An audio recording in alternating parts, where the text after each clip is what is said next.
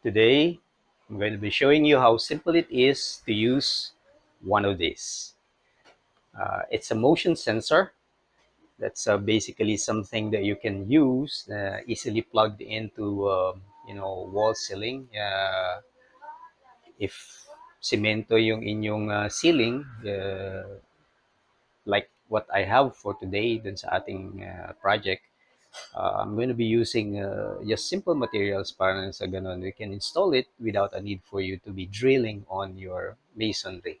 It's a 360 degrees sensing, about 2 meters ang height, effective height or distance between dun sa nasa-sense niya. It has about 3 meters per side ang kaya niyang i-sense na distance. Essentially sa ngayon, ang magiging application natin o balak ko na ipakita na application natin ito is yung auto shut off and auto turn on ng ating ilaw kasi, well, let's face it guys, marami sa ating mga kasama sa bahay hindi marunong magpatay ng ilaw.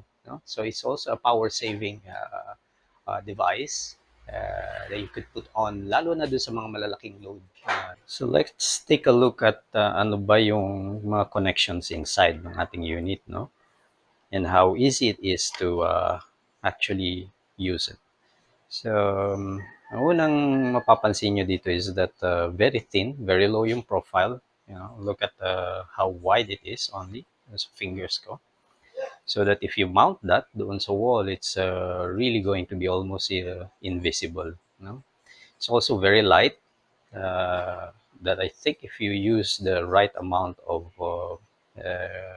3M double-sided adhesive, which I'm going to try today, kasi ayaw kong butasan yung aking semento na wall, I think it would hold up. And even if malaglag siya, yung weight niya is not going to cause enough problem na ma-pull out yung cable or wiring natin dun sa installation. So, tingnan natin kung ano yung laman sa loob. No?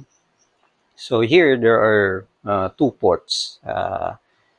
One that you would really notice or easily notice would be yung output natin. This is yung output L1 nakalagay dito. No? So with that marking, it's going to be easier for you to identify alin yung lalagyan mo noong load. So this is the load side and this is the input side. So ganun lang kasimple.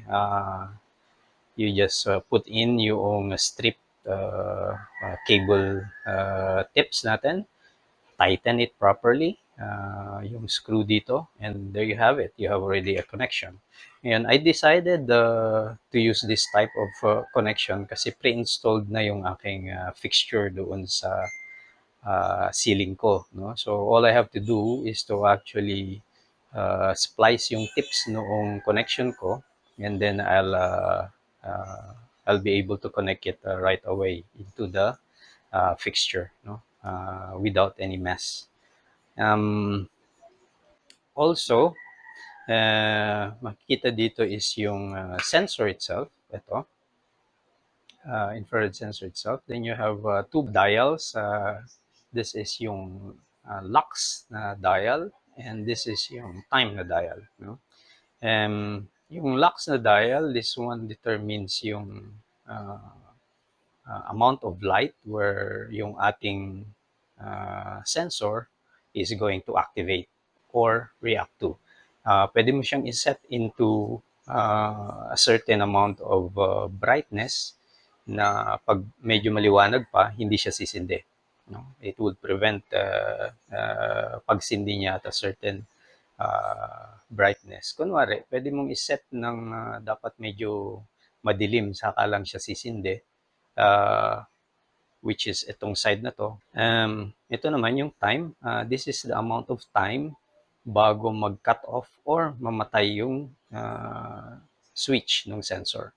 So, pag naka-dial yan ng fully dito sa negative side, dito sa minus na to, yung pinakamanipis, that's about 10 seconds lang yung time. So, when you hit 10 seconds, it would shut off.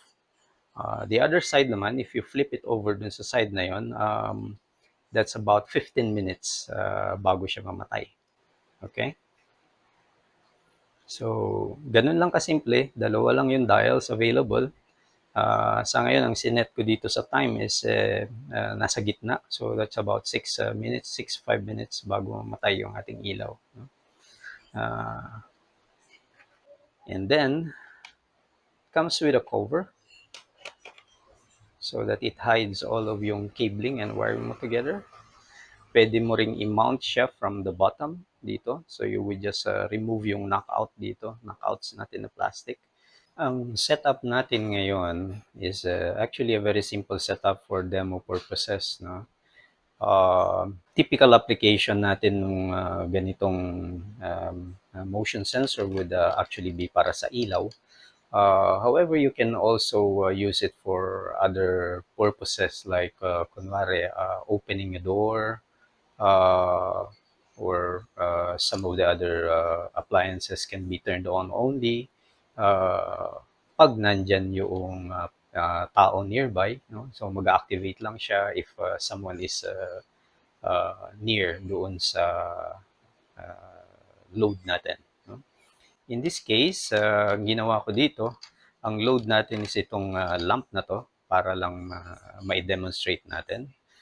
So, what I'm going to do is I'm going to change yung ating setting ng time para mag-conserve tayo ng uh, time para dito sa video na to. I'll set it to the minimum, which is 10 seconds. Meaning, mag-activate itong ating sensor at mag-shut off itong ating ilaw after 10 seconds na walang activity siyang nasa-sense, no?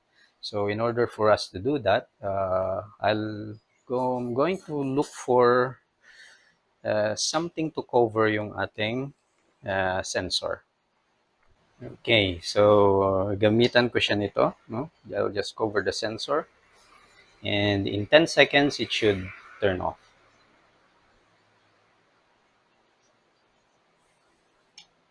There you go. Uh, So, ang simulation niyan, kunwari marami tayong mga kasambahay, sisindihan nila lahat yan, gaya ng mga kasama ko sa bahay, tapos bababa at iiwan ng nakasindi. So, one thing you can do is, if you have this device, it can actually help conserve energy kasi, once they leave, I mean, the light just automatically turns off. Na-detect niyang may kumilos, magta-turn on. Okay? So it's actually very simple, straightforward, and easy, and it's actually also very economical to use. Uh, I hope you like it.